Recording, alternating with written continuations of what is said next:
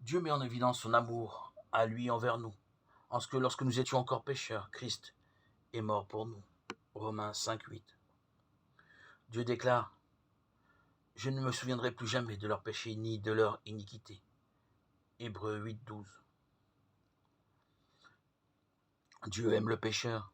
Dieu a en horreur le péché qui nous sépare de lui. Ésaïe 59, 1, 2. Par sa parole, il déclare que nous l'avons tous en commun. Tous ont péché et sont privés de la gloire de Dieu. Romains 3, 23.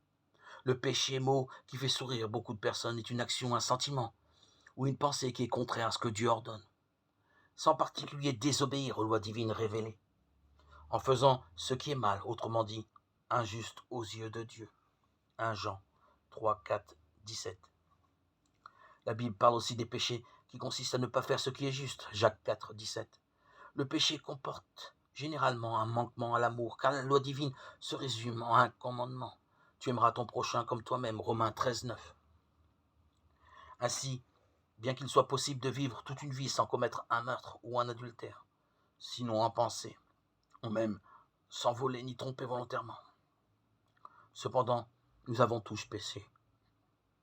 C'est dans notre cœur, au plus profond de nous-mêmes, que naît le péché, conséquence de quelques convoitises, puis produit l'acte mauvais qu'on appelle un péché.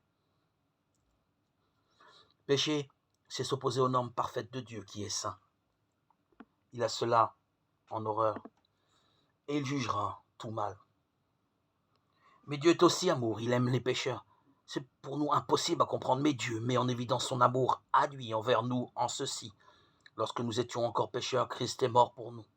Et Dieu pardonne à celui qui se reconnaissant tel,